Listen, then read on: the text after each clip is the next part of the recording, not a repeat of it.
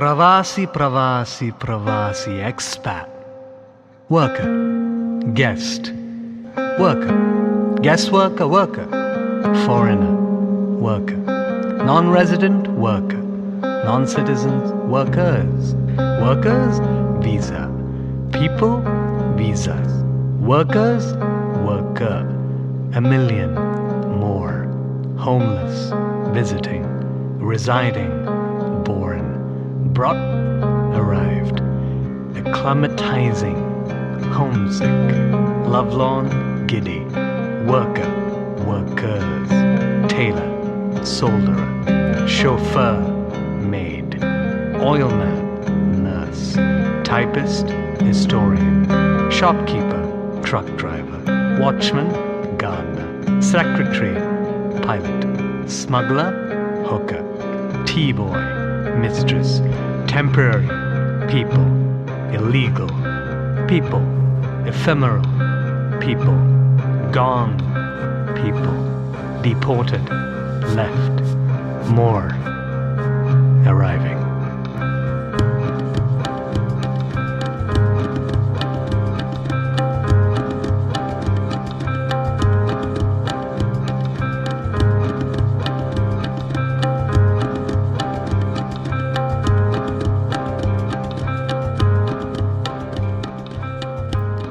Imperial nostalgia. I have come to empower my people. I have come to learn your ways.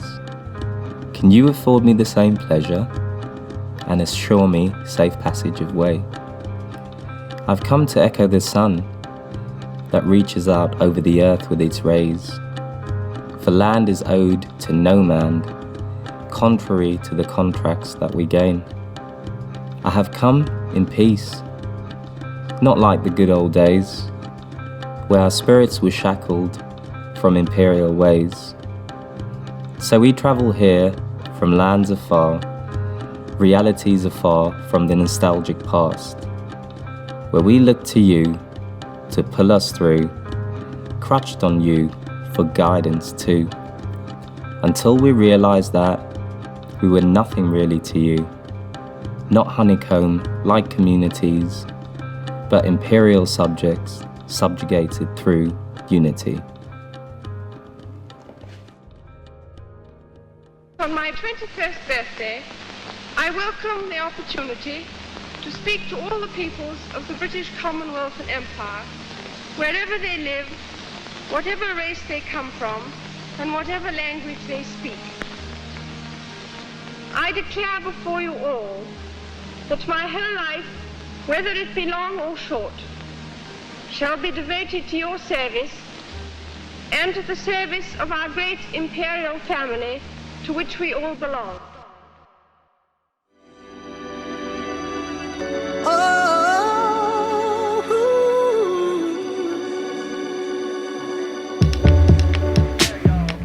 So nice to see you all. Obviously you all know me as Lee from Dr. Legumes, plant-based eatery in Folkestone. Amongst other things, one of the other things that I'm very passionate about is art and fashion. So my South African ethnic roots is within the Khoisan tribe. We are First Nation tribe of South Africa. I'm part European. A big part of me is Indian. You all know me as Maya, and I'm an artist based in Folkestone. I'm originally from Zimbabwe, but my parents, from my dad's side, is more Zulu. My mom is just from hardcore Zimbabwe, 100%. Yeah. My name's Jason. People call me Jay. I like to use my middle name Adu, which is Ghanaian.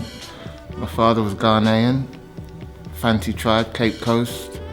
My mother's half Scottish, half English. I'm Cedric. Obviously I've known the group here for like a different period of time. My grandfather's Italian. My grandmother is from the French Caribbean, the island of Guadeloupe. On my grandmother's side, from West Africa, and on my father's side, Ireland and Scotland. Yeah, my name's Kevin. I wanted to be a good role model for my kids, and I used the arts as a way of expressing myself.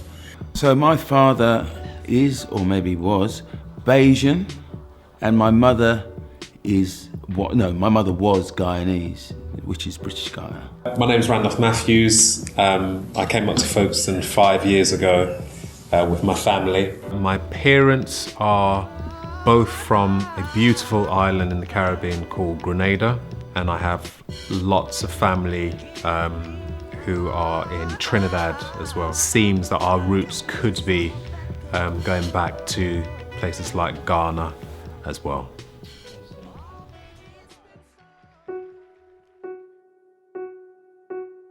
Came to England when I was 1.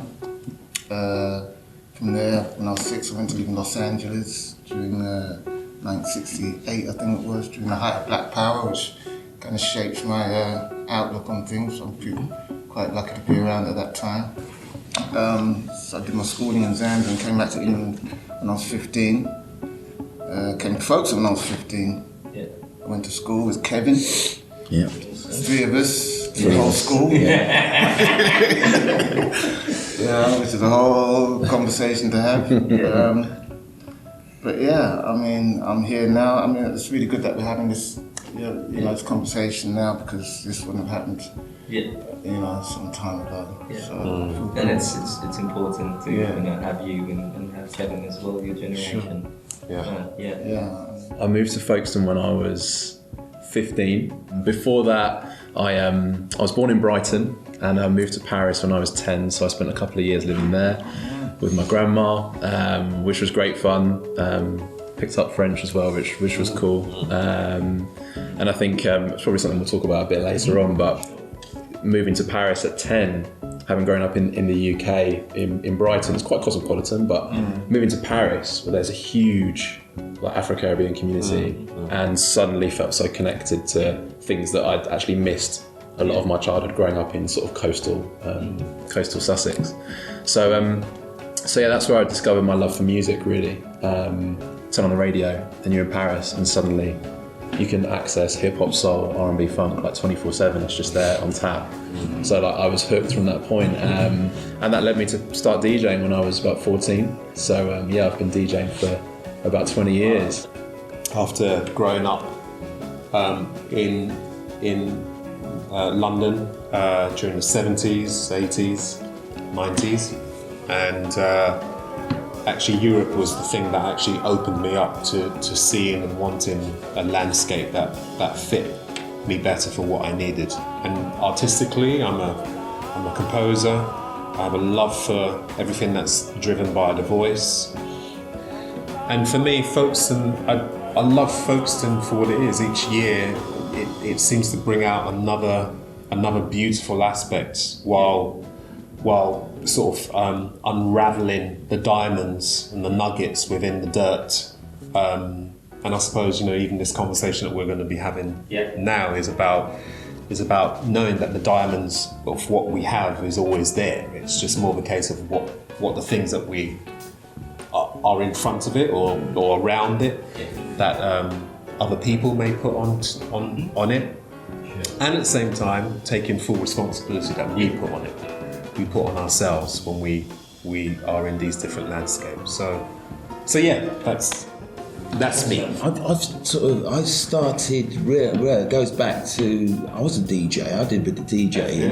DJing was a way to, even when I was 13, I'd be able to get into Stones and get upstairs and go behind the DJ booth and do 13, so if I get in, I could do the first hour. A good friend of ours, he used to let me do the first hour, but I had to warm it up for him. Do you know what I mean? But that was my first sort of introduction. And then from there, because I used to really into music, from there I went into the fashion industry. Wow. So I went to work at Mickey Finn's, which was the local boutique, you know, and then I learned all about the fashion. We used to go to the fashion shows in London and all that. But I've done so many things, and then I went to Italy, busking, you know. I heard you speak Italian the other day. Yeah, I went to Italy. I was busking on the street, but I got thrown out of Italy because I went to the right area because I couldn't get any work. They were racist in there. I was in the Tyrol area, you know what I mean? So like basically I couldn't get any work. The farmers wouldn't employ me. So I was black. So I had my guitar and I was in my Volkswagen camper van and 5 of us drove down over the Alps and I managed to and I wanted that to happen. I wanted this situation where I had to survive with my guitar and it happened like that. So then I came back and got into music and went to Canterbury, started selling hot chestnuts because that's how I used to keep warm in Italy. I'd go and warm up by the chestnut brazier, so I did that. And then from there I met someone who was doing a drum workshop and then I got into djembe drumming, so then I sort of started to follow the arts, the African arts. I got connected to my ancestors and I just thought I want to express myself through this. You know what I mean? And that's how I got into djembe, singing, playing African music, playing in Africa and putting African bands together. It's, you know, reggae band, and it just goes on. It's been a journey. It's been a journey, and I'm just at the beginning. I just feel I'm always at the beginning, and that's what it is. You know, that's people say you look young. They say, but I'm always starting. You're always at the beginning. You know, that's the secret. You know, always be reinventing. That's the secret. Love it. Thank you.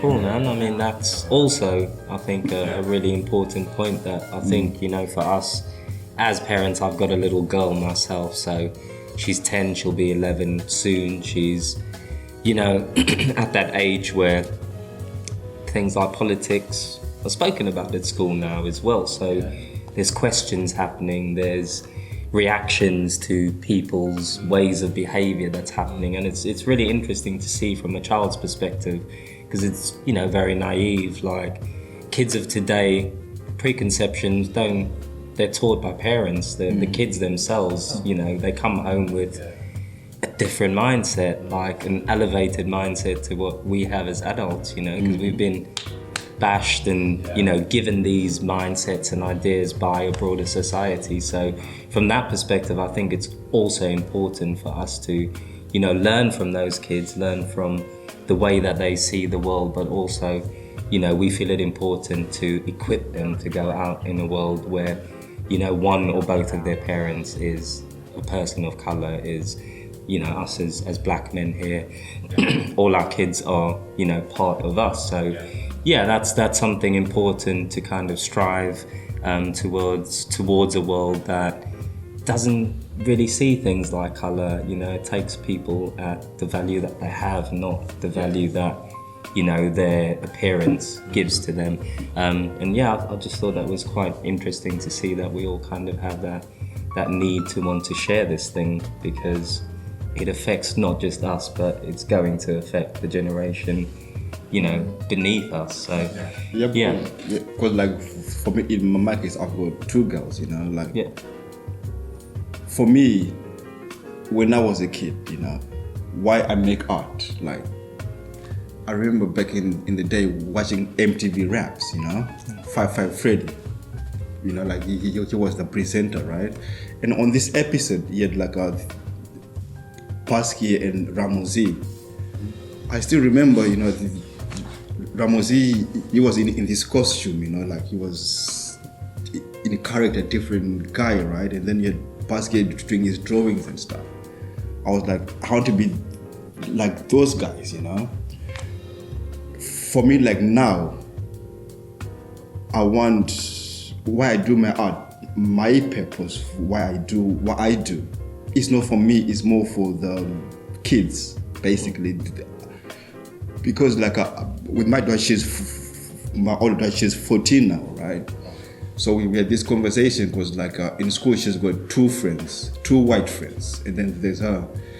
And then if something happens like in class, she's the one who gets the blame, but not her friends, but they're all in it together. So I was trying to explain to her that the world is seen through a white lens, everything is. because of your teacher, she is white. Since she was a kid and growing up, she's seen black characters like in film, movies, everything that she's been seeing. He's a drug dealer, he's a thug, he's a what. So like subconsciously, they just react to that. They don't even realize what they're doing, you know. So I'm trying to explain to her that you have to be vigilant with stuff like that. You have to like just know at the back of your mind that the world is seen through this lens.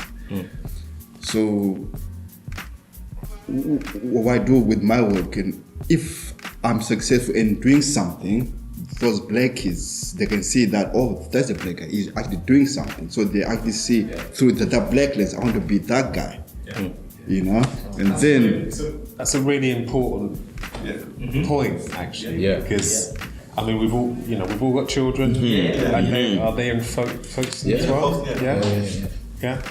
I saw something really simple, and it was, because I've got an eldest son who's 18, and I've got a younger one who's 11 years old.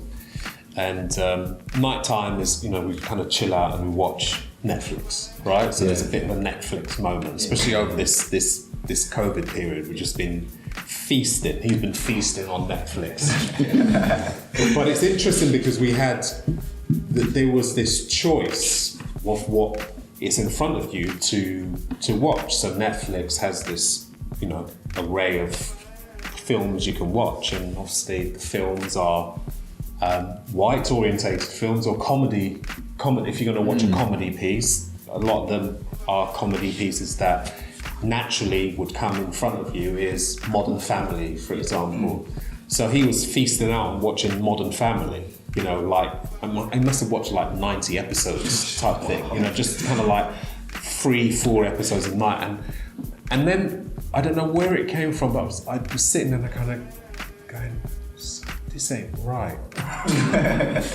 And it's not the fact but time, over time, give people a long enough period of time it takes 3 or 4 months for people to grasp the skill, you know what I mean? So if he's going to grasp that this is a modern family, that's his perception of looking at it, but it's nothing related to him.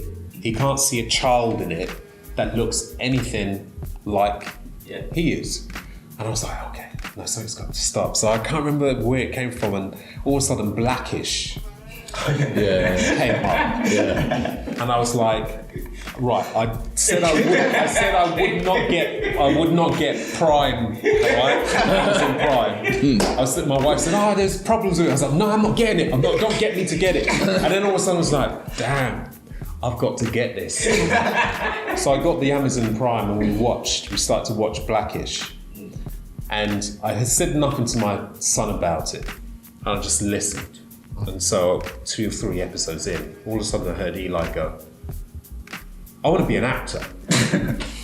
Wow. I was like, because there's a boy that looks exactly like him. He's got the same energy as him, who's doing the thing that he wants to do. And all the things, he got moved by the breakup that took place. This took place in Modern Family. He got moved by the breakup that took place between the family. He got moved by the 17-year-old moving out. And the conversation, because the conversation that they're actually having in it is about blackness. They're talking, they're historically going through what it means, in the American perspective, but for us, we could totally relate to it. And it triggered me, because one episode was about a barbershop, like the history of barbershops, going into black barbers, the community, the conversations, the people, them doing your hair, that you stick with the barber that you work, and I kind of go, I know this feeling of sticking with him, like, even though there was a younger brother, it's like, I just stick with the old guy, it's like, I knew him, I just knew him for years and years, and the family kind of, and I thought, it triggered me, and I remember being on the table and I was just like, right, I'm going to go into London once a month for you guys to get your hair cut. At black barbers. And the boys went, yes! Yes! And I wasn't expecting them to do that, but it's just like, because they are, regardless of what we think, your children are always going to be searching for their blackness. They're going to be searching for what that means to them in a society that is predominantly what it is. We live in a white society. We are members of this society, but your children are kind of the mix of those two, and so they've got that already. And a lot of the time, they don't get to get entrenched inside of the roots of all of that. And it's a really powerful thing for us to think about how we connect them to it, because they are looking for somebody that looks like them.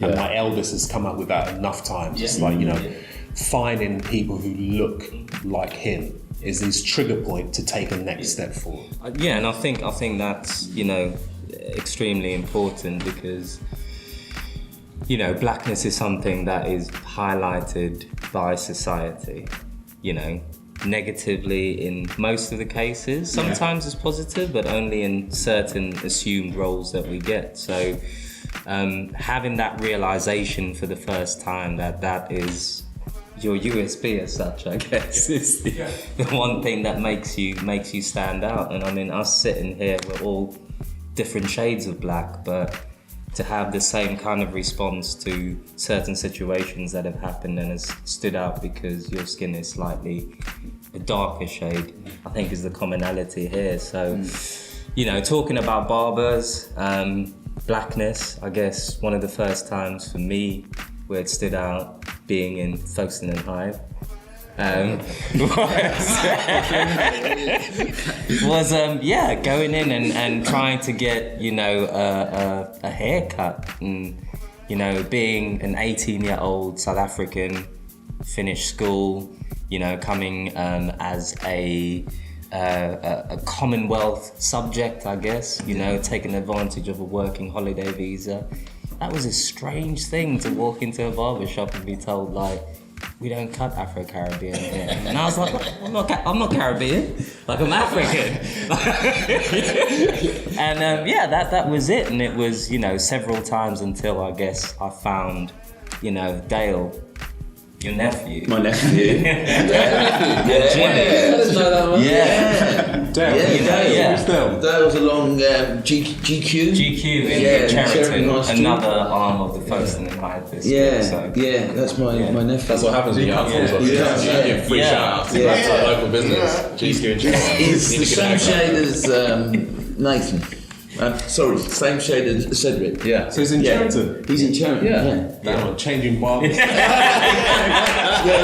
the petrol. Exactly. Go see Dale. So Dale and Jimmy, they're really great with cutting Afro-Caribbean hair. Opened up.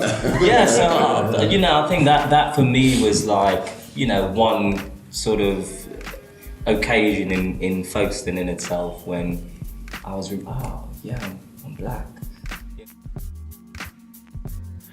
I love our culture. I'm really proud to celebrate black culture. The opportunity to challenge stereotypes. I love challenging opinions and creating new definitions. I like being the underdog. Also, I'm aware of something that I can't put my finger on. Culture, one of the aspects of being a black male that is really interesting. Constantly learning about myself, where I'm from. A deep sense of roots that seems to keep unfolding, makes me curious, makes me happy, and makes me feel connected. Being funky, because being a black man, I love fashion, and I can be fresh, I can be fresh dressed anyway, I can pull anything off, and that's amazing, I love that about blackness, Because for me, right, because I think we came in Folkestone more or less at the same time. When did you guys come to Folkestone? 2003, I came to Folkestone. Yeah, I came in 2002, but that year was like 19-year-old kid in Folkestone, Just like everything is white, everything. Boom. You don't see a black man for months. You know, after it was like, you know.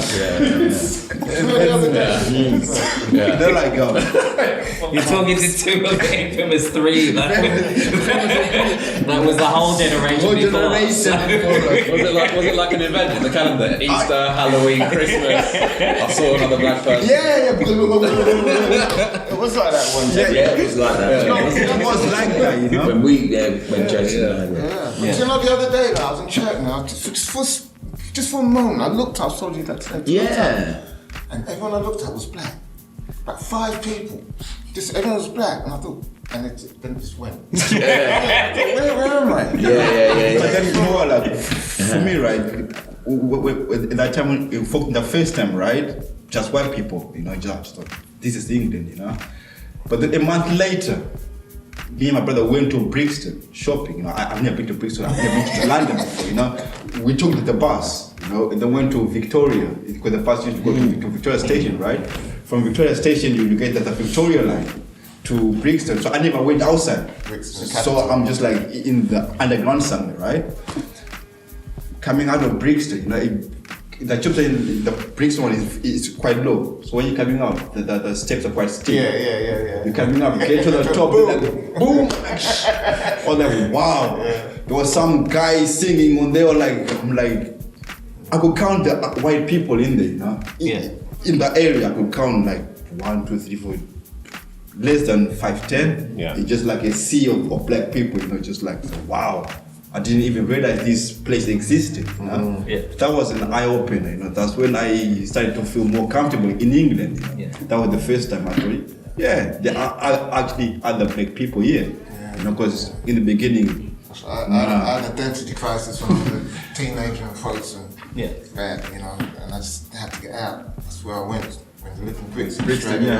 That's station coming up that way, man. That changes everything. The moment you walk out of that station. Like, so what form did that take for you? Like what? I felt really alienated. It's like, you know, I went to school in Los Angeles, which was all mainly black, my area, you know, so I had the confidence, you know, I felt really confident. Then I came back to England, went to Bexley, which is a really white, quite a racist area, you know, near Elton and Swansea, which is the British National Private Headquarters. So, you know, I had a tough time at school up there, you know, I was fighting all the time, 2 fights a day sometimes, you know, so, you know. It was only for a short period. Then I went to live in Zambia, which was obviously all black, but then I got trouble off the so-called coloured community.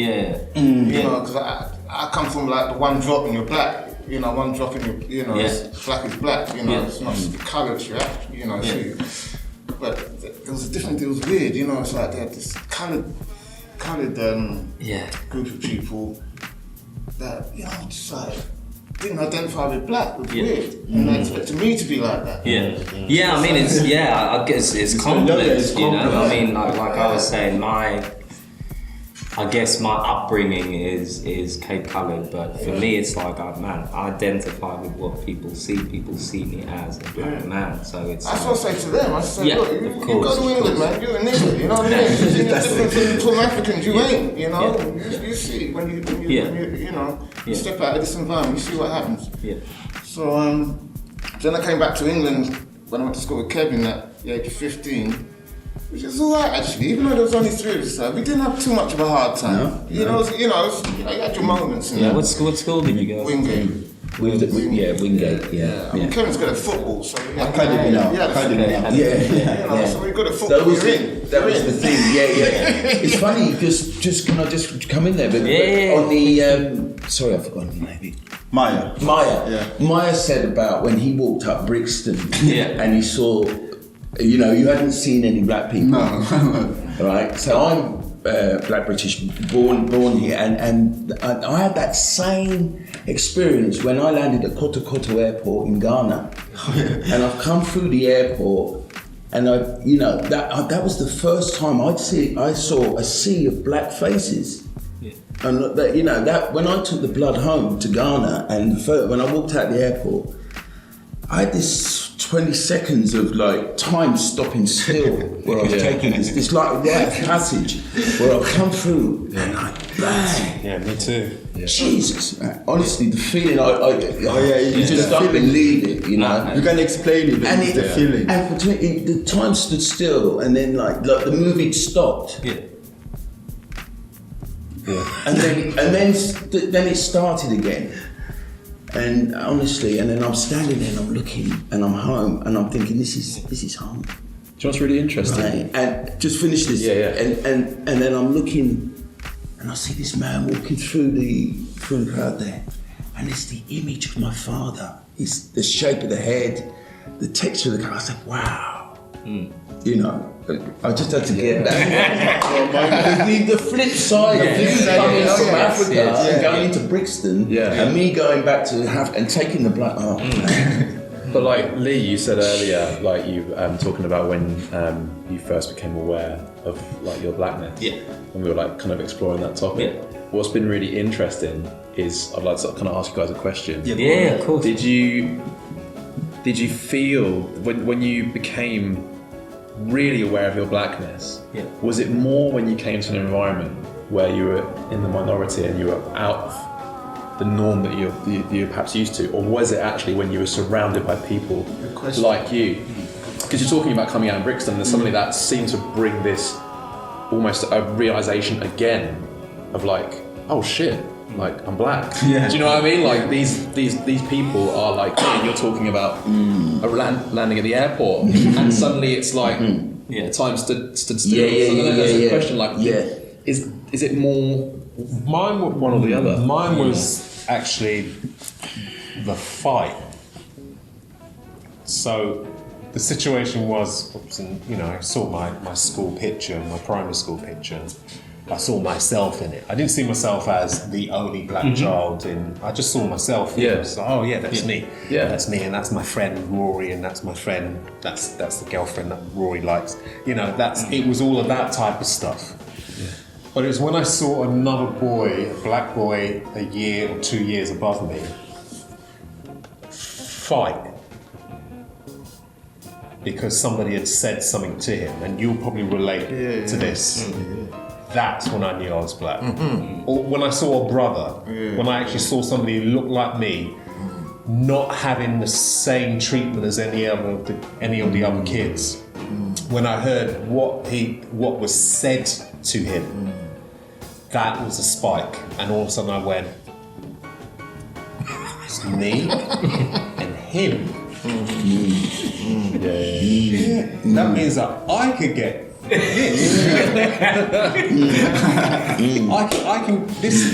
could get the same stuff, because if they're looking at him, they're going to look at me in the same light. Yeah. Character-wise, me and him were two different people. Yeah. I mean, he broke people. He broke noses. He went in. Any word, it was like bam. It just went into it. He wasn't taking anything.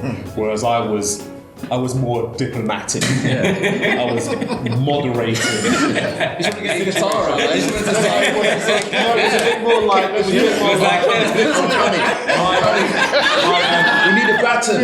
We need a baton. You had it. It was probably you two. It was like. I became a school prefect, for example, and it was like, the same moment that I saw that I got the badge, it was like, so I was like, right, I'm gonna swing my weight a little bit. I just kind of walked around the school, and I didn't say nothing. I just gave everybody the kind of like, the dark destroyer. Well, if that guy is going to do it, he ain't saying nothing. I'm scared more of this. And I can feel it. And it was almost like that whole thing of, and this is happening with my son as well, where I started to use what they were possibly going to be fearful of to my advantage as well. So it was almost like, because I was quite tall, I was say physically, I was always flexing my muscle. They saw that I had muscle, so they kind of put all these pictures together about me, which were the total opposite. I was so scared. I was so scared it was going to kick off. I was so scared I didn't know what I was going to do. I was so scared that my mum and dad would freak out because they didn't instill that in me. They didn't instill those type of things in me. It was fight or flight mechanism, and his was fight. Mine was possibly flight. It was like get out of the situation. Don't egg it on. And so that was my first initial moment. And so any other black kid that came in was either playing a certain role or was in some respect there was a competition between the blacks in the school as well to play a certain role as well, like the fastest kid in the school. There you go. Fresh. Who were the fastest kids in school? Me. And the other black kids. Nobody contended with us. What they did though, they egged me and him on to have a battle between us.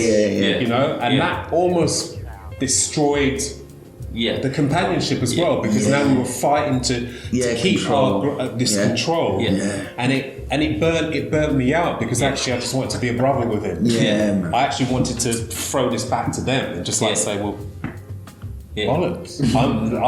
We're brothers, man. We're just gonna win this stuff together. But it actually had the opposite effect. And I think that became a very, very natural process through secondary society, doesn't it? It doesn't stop. It doesn't stop. You know, this is a very unique situation when actually black men come in together to talk without the threat of each other, which is portrayed within society that if you watch somebody on the train, in London, I experienced this watching a brother, and he's watching me and I'm watching him. This is waiting just like hello. We're watching hello type thing, and the brother got up and you literally from the distance says, "What are you looking at, man?" And it feared the shit out of me because I thought, damn. We can't even. In those situations, I couldn't even nod at you and kind of say, because it was a threat. Now we're talking about territories. Now we're talking about postcodes. We're talking about whether I know you or not. We're talking about your shoes might be nice, which is what I would want to say. Now I'm a threat. Now I'm a threat to you because that's going too far. And I think. That's an interesting thing, and it's it's a struggle. It's because you have to try to unravel this within yourself. That this guard is not up towards your fellow people. It's in this country. I go to France. You turn up at Paris. You come out the station in Paris, it's like freaking out, oh my gosh, the community that's there. It's like, and there's me nodding, trying to nod at people. People ain't nodding at me. I'm like the brothers. Because they don't have that reference of being less. They have a community. You go to Africa, it's even stronger. People so anybody who comes from the African continent has a strong picture of black business, black fashion, black enterprise, black music, communities. People driving their own cars. People, it's like everything is in black TV. So they don't have that sense of having to. Me and you, man, we've got. We ain't got that. It's really, really interesting because again, from the flip side, both of us coming from Africa, and then I guess Zimbabwe was a colony, right? South Africa, so under British rule, and the perspective of Great Britain. TV. Oh man, I've got my gran still dressing up in hats for church because she wants to emulate the Queen, and I think she doesn't even know you exist. But that is the Commonwealth. Like people have that perspective on Britain, and how that filters into the society that's actually and the realities that I guess we go through as, you know, as men as well within the society. So, you know, it's not everything I guess I expected it to be, being 18-year-old, you know, never having left South Africa and coming over here. You know, it molds you, the experiences that you have, people's perspectives on you as an individual, or as you're saying, the role that you're meant to be playing within, you know, their movie and their idea of how the world runs. So, you know, within industries, you know, separately for ourselves, I guess there's, you know, multiple examples of, you know, blackness sort of playing into how your product is viewed at the end of the day, and how your brand is seen and what feeling people get from that brand.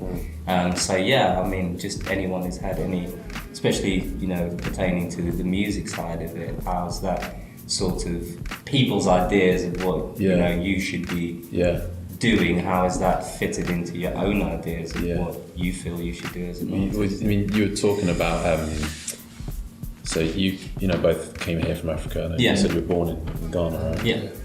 And like you guys, and actually all of us here, are kind of the victims of terrible marketing and branding. Right. So you talk about you came here and you had a certain idea of Britain, British Empire, etc. Right. That's because, you know, Britain controlled its narrative and marketed itself as Great Britain. So actually had incredible marketing globally, right? Controlled its narrative. Left out all the bad stuff, all the poison, just went, we're great. So obviously you rocked up and you were like, hey, this is good. This is gonna be great. This is gonna be good. And you couldn't even get a haircut. So there. But the reason I sort of like mentioned sort of like branding and marketing is all part of identity, right?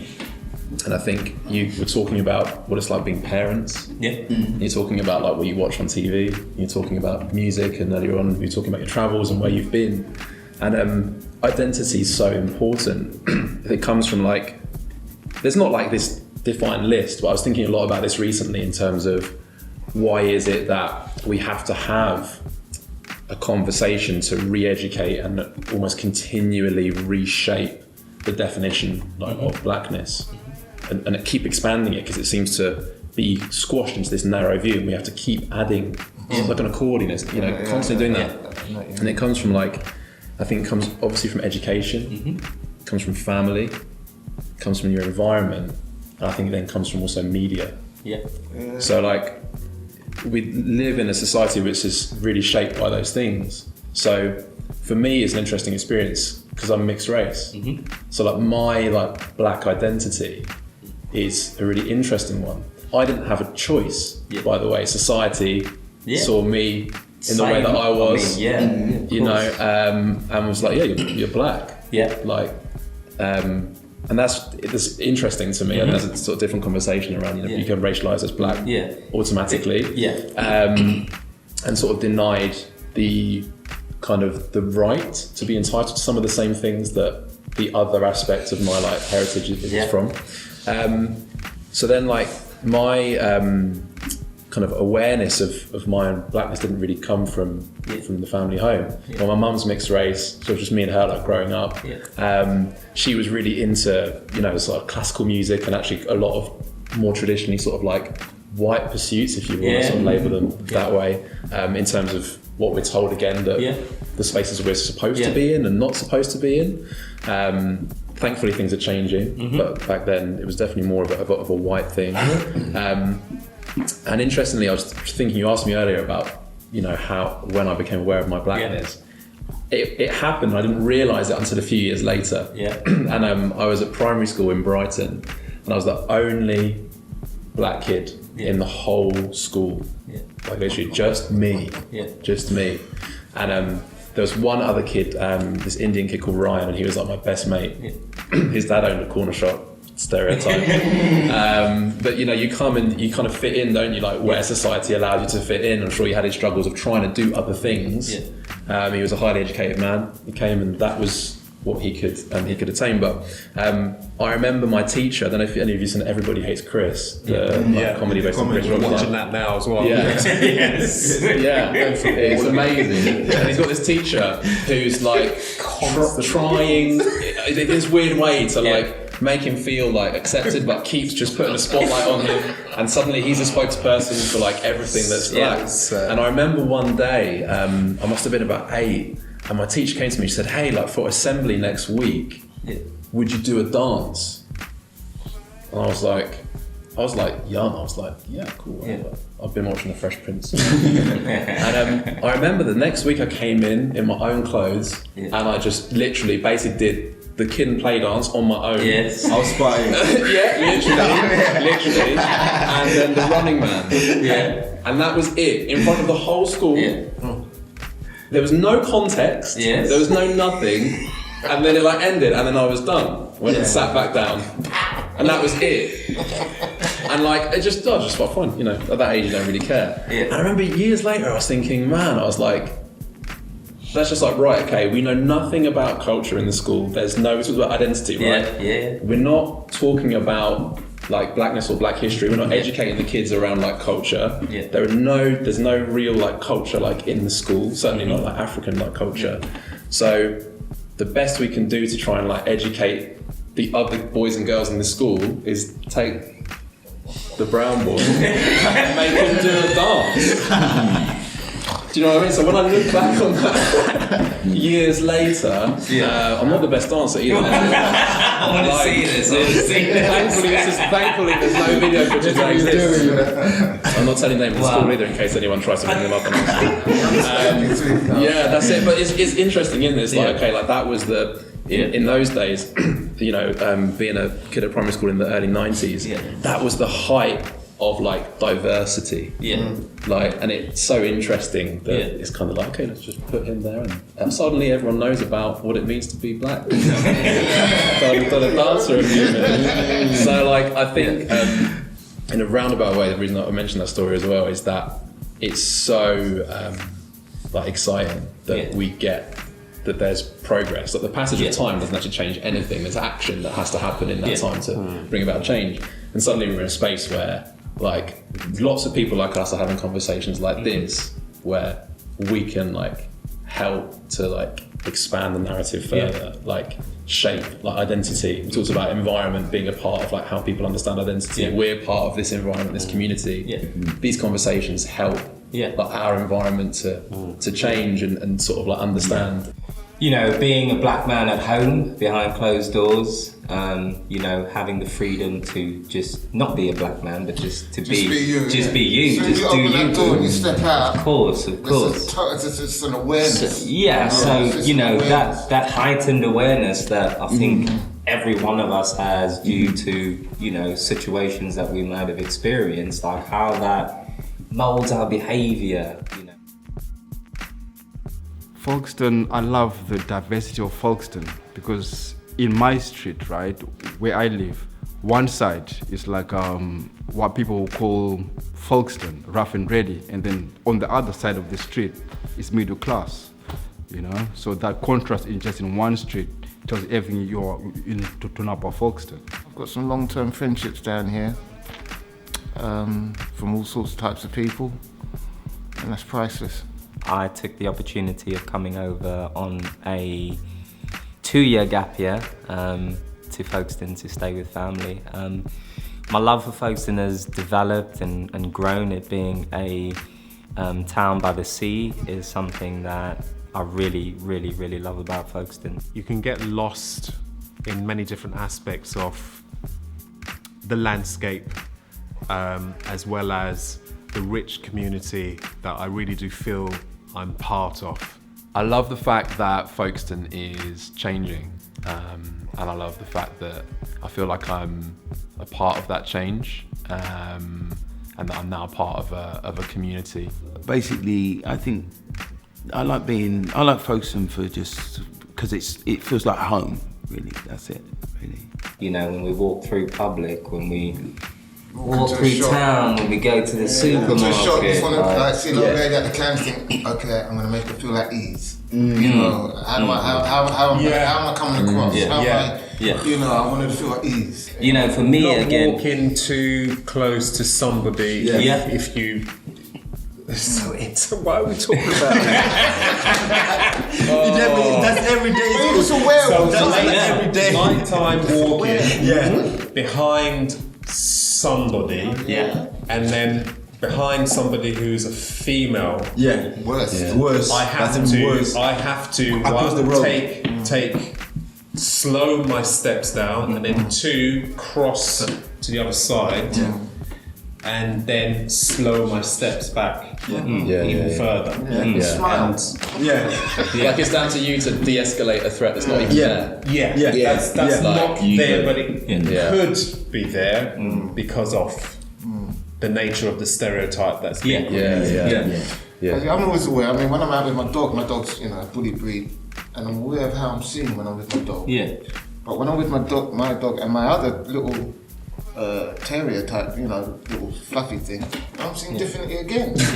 You know, people see, you know, they've got the stereotype, you know, drug dealer with the dog. As soon as I have the other dog, which is like a little fluffy thing, you know. That's definitely a drug dealer. You know what I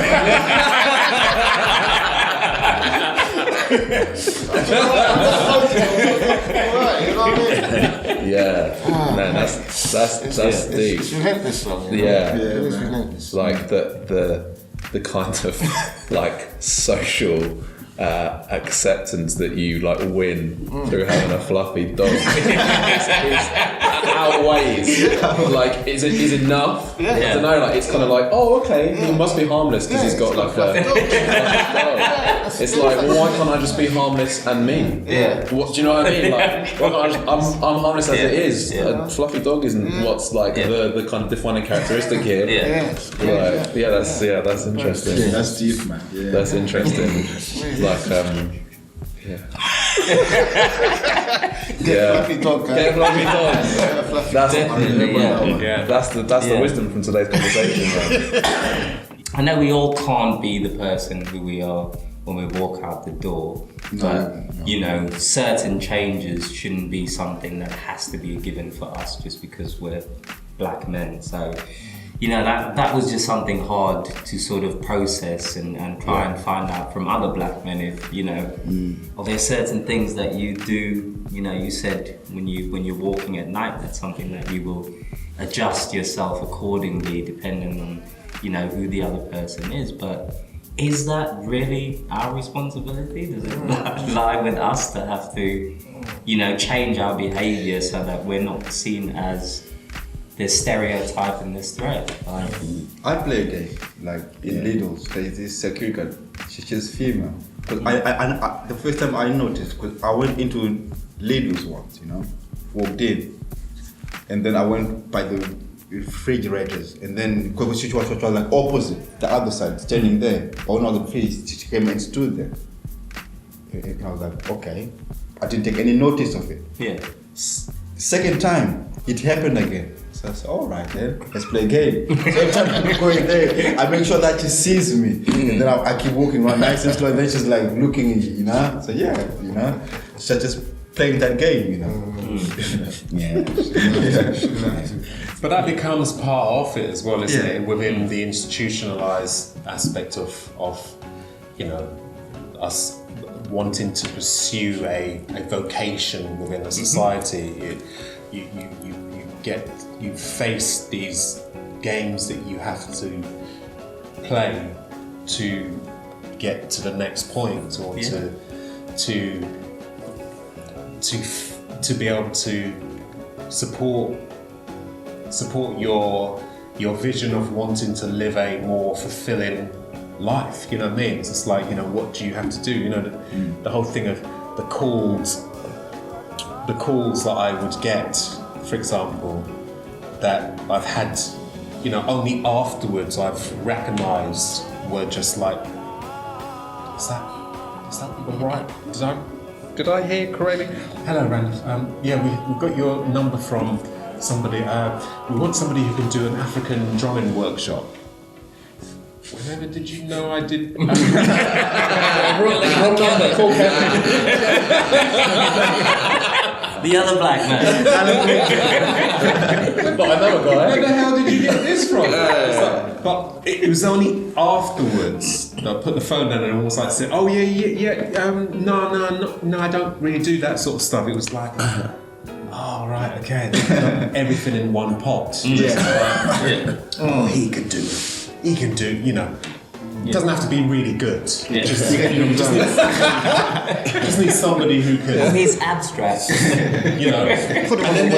And then there's part of you who, again, outside of that environment of being home and knowing what you're about, knowing how you are with your children and your family, how you like to relax and stroke the cats and sort of like, you know, read certain books, and you have to make these decisions. You have to make these decisions all the time. Yeah.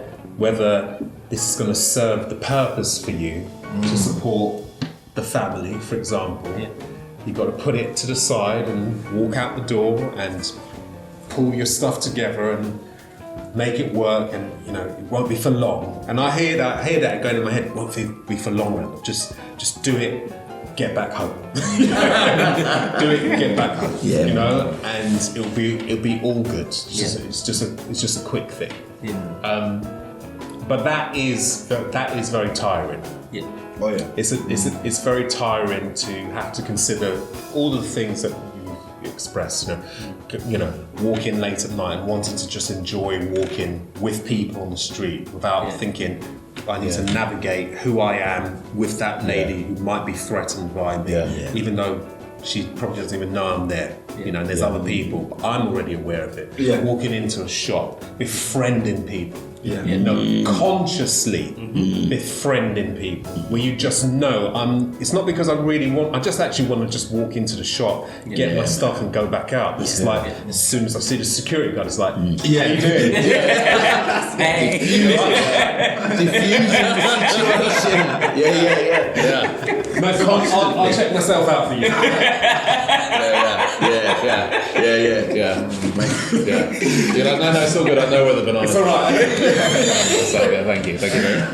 You know, constantly sort of having to make the situation safe in front of you to be able to make everybody feel safe, and you feel safe that you can go through without somebody. Because even when the Black Lives Matters sort of kicked in, it felt more for me like, there's a part of me that was like, I don't want to become now a focus. You know, so now walking out the door in Folkestone at that time was like, okay. Is another layer. I don't know if this was for anybody else. I think we're all There's another brick for your bloody weight. Carry that one at all. Bring it up. Jesus. No. It was Jesus for me on the street. It was like, no one's at the door. Even the seagulls looked at me different. Trust me, even the seagulls were like, oh, you guys have got the spotlight now. My white friends are losing their minds at the moment. You know, all this, and it's like really disappointing. Some people, I don't even want to go on Facebook anymore. You know? It's like, I'm off it. I'm off it for now. You know, because so disappointing. what I find about all this Black Lives Matter, when you try to talk about race to a white person, the first thing we have to take their feelings into account. Yeah. You know? So you're never going to express yourself what you're actually feeling and thinking. Oh, no, you have to dress it up. You know, you have to dress it up. You know, because it's never, you know, you have to dress it up. You know, because I think because they've taken like, because how they see it, a racist person is bad and a non-racist person is good. But truth be told, there's no difference between these two people. You can be a good racist or a bad racist. You're just people. People think you have to be racist. You have to remember the Ku Klux Klan. Yeah, that's how they think. It's on the spectrum, you know. It's like, you know, there's levels to this. There's levels. You know. Oh, you're saying you can still have morals, but there can be prejudices in your opinion. You know? You know, all lives matter, doesn't it? Yeah. You know, because for me, like with this Black Lives Matter, it inspired me to start writing a film. You know, like. because I told you about the analogy by Malcolm X when he talked about the wolf and the fox. You know, like the wolf is like the right-wing racist guy. You know, he's racist in your face. And then on the other side, you've got like the fox, the liberal guy. Say, oh, come here, I'm your friend, man. Let's go and sort something out. But honestly, the liberal guy and this guy, they're not different. At least the wolf, you know, who's the wolf, he's honestly he's apologetic. This guy on the fox, he's mastered the act of deception. You know, he's just making his power move. You know, to cement that. But through your experience, you get to the top, just like that guy. Which I think was a very, very powerful part of actually coming to Folkestone was in London. I felt a real sense of there's something here which is bugging gritty. It's bugging me. It's like in all the gloss, you know, it's like even working with organisations, working with schools, being called to do something is a lot more, everything's more foxy. Everything's a little bit more sort of like, because we it's all glossed. It's glossed in a really beautiful kind of like bubble of kind of like London is a city of vibrancy and great opportunities, and you sort of go into that. But when I moved here, it was actually a real relief. Because the first time I was walking on the street, and I told her I did this, you know, walking on the street, and I was like, it's all good, but something, it's almost like I needed to hear something just to know what I was feeling. Confirmation of it, like the other extremity that we're talking about here, the extremity of you know, what the complexities of racism, you know, what it is. And the moment I heard it, the moment that I walked down the street and I had that purple suit on and I had just done a gig and I was walking down the street and I was feeling sweet. And we passed two white guys and they were like, hey, you're looking great, mate. I was like, yeah, thank you, feeling really proud. I was like, wow, man, you look like that guy from The Mask, you know, sort of like the suit. And I was like, yeah. And then I was walking and all of a sudden, then like, you know, 10 seconds later I heard, fucking black bastard. And I went, yes.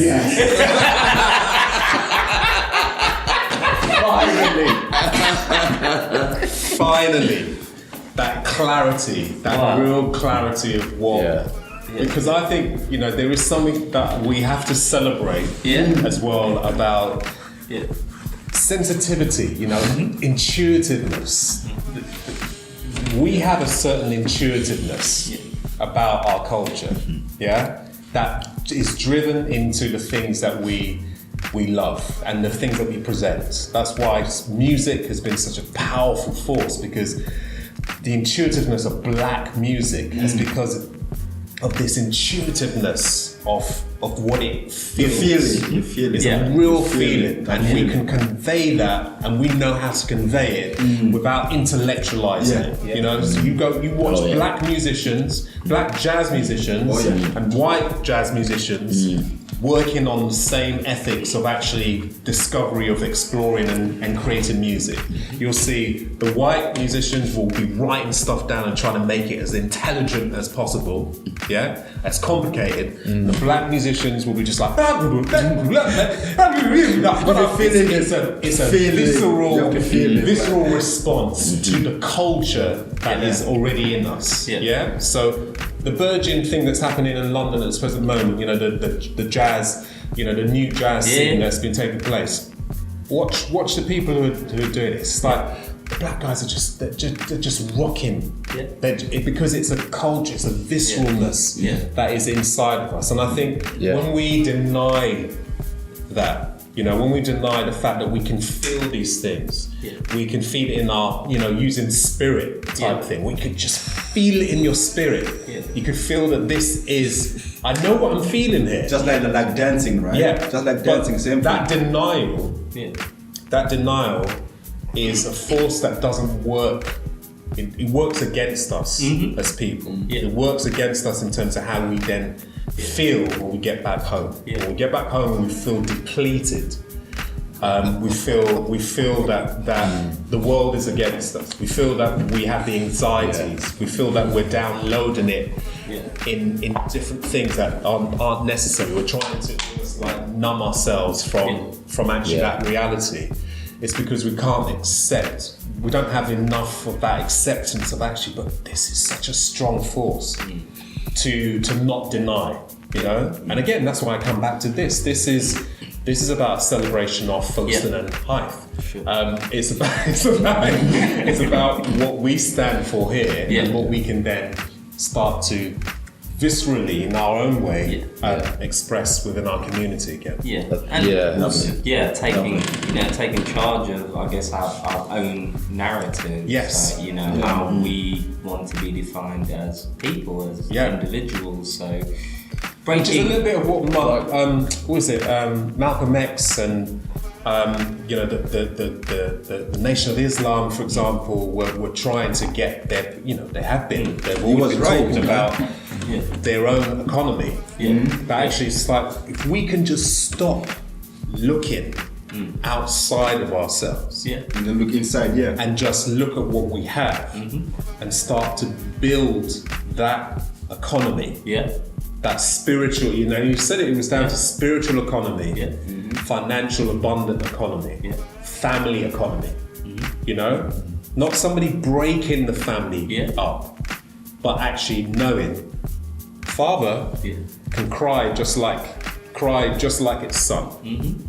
And he can express that to his son, it's like, I cried just like you.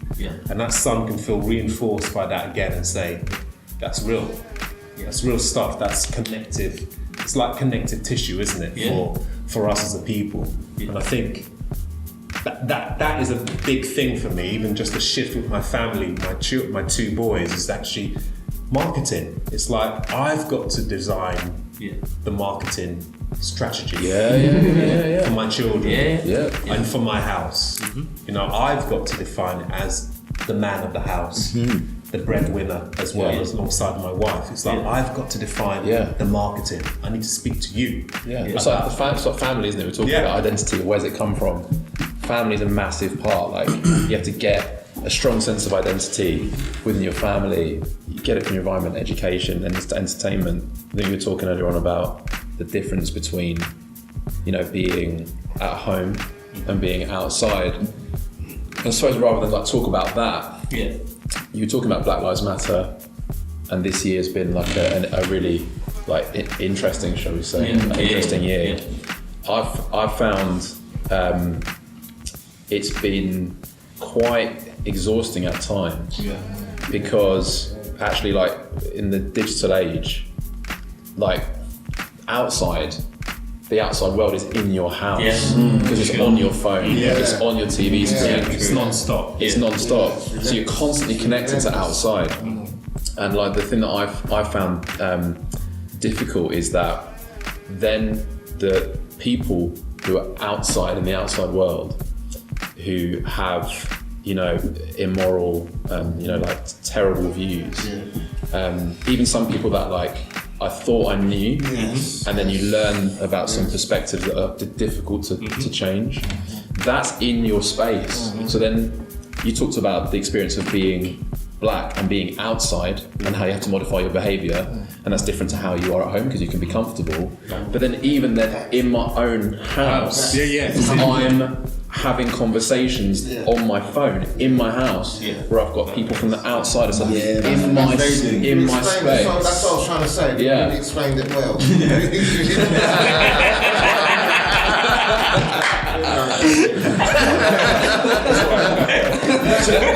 You took the words right out of my mouth.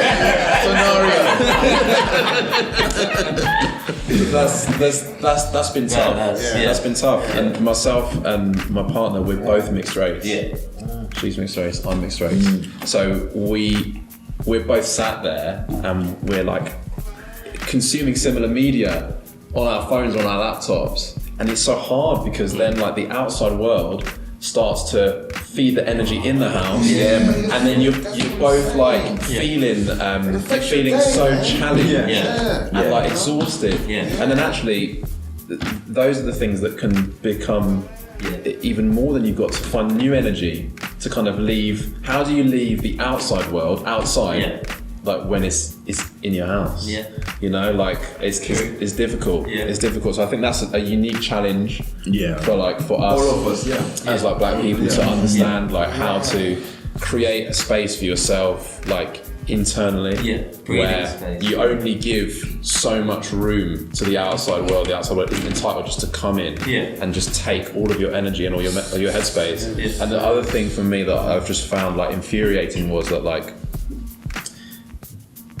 why is it that as like black people we have to suddenly just grab the mic, center stage, and become the channel for education? Like it's not up to me. Like have a conversation with me by all means, but it's not up to me to educate my like white friends. And you can't fight every battle. Before they've tried themselves. That's the thing. Like I want to have the conversations. I want to. They're really important. They're really healthy. But like, don't come into my space as like a person that doesn't understand, has not sought to understand. Willing to learn. Like, you know, if you're a white person in this society, your default position is you've had a narrative which has been controlled by people like you, and that narrative doesn't typically paint people like me and my like ancestors in a great light. So if you're going to subscribe to that viewpoint you've been fed your whole life, and then start coming towards me and trying to convince me that I'm wrong for believing like, in sort of Black Lives Matter and wanting to explore the stories that haven't been told, it's not up to me to start getting uncomfortable and then feeling responsible to educate you. There's plenty of information out there. Tell you what, like go and challenge your own views, get out of your own comfort zone, learn things that challenge your viewpoint. And then let's have a conversation. So for me, I got to the point where I stopped replying. Because I found I had certain people would be replying to things I was posting on social media, and I found the only time that they piped up was to sort of try and disprove things that I was sharing about an alternative viewpoint about like black history and black excellence. Why are you leaping to the defense of a Trump or a Churchill? Like, you know, like that. So but you draw that boundary. It's okay, cool. Like, you know, I have to draw a line there because actually I want to be able to be, back to the topic we were exploring earlier. I want to be able to be like black at home and not feel that I'm not even like allowed to just like exist as that. You know, like I want to sort of do that and do that comfortably and be peaceful, but just be simple. Basically. But then the tricky thing, but then when you go out, you need to find the energy to smile at a security guard or to do your 10,000 steps walking around Lidl. Like, you know, like, and one other thing I wanted to mention was around what it's like being. So I had a thing happen recently, right, in Folkestone. I had no idea this happened. As a friend of mine that told me later on. Long story short, I turned up at a local restaurant bar. A load of my friends were there. My girlfriend was already there, and then there were a couple that, you know, were there, white couple. Didn't say much, but they were kind of part of the group-ish. And you know, I pulled up outside in town and have a conversation, having a bit of dinner, and I leave. I offer people a lift home, and I get in my car. And with me being out of the room, the husband and the white couple said to one of my good friends, said, "Oh, it's a drug dealer." Like, you know, I've worked hard. Like, I'm fortunate enough. I drive a nice car, I drive a Mercedes, but like, you're wished for it, man. Like, she told me that, and she was saying how angry she was, and subsequently they fell out and they couldn't sort of figure out, you know, that conversation. But I was like, wow. I was like, I can't be like a young, like mixed race man and drive a nice car, and for like the assumption to be anything better than anything better than I must be involved in illegal activity. The irony being that this dude has taken like more drugs than anyone, and he for sure knows all the drug dealers in Folkestone probably anyway, and he knows I'm not one of them. But do you know what I mean? I was like, yeah. How can you? Yeah. How the entitlement there Yeah. is mad. Yeah. Like, is it? And I was, I thought, wow, that's. And going right back to what you said earlier about you do art to help give kids like a different example of what being like a black man is about. You talked about what it's like when you're at home, like showing emotion and being in the family, so that, and the media that you consume with your kids, so they kind of like have this identity that's shaped nicely and differently.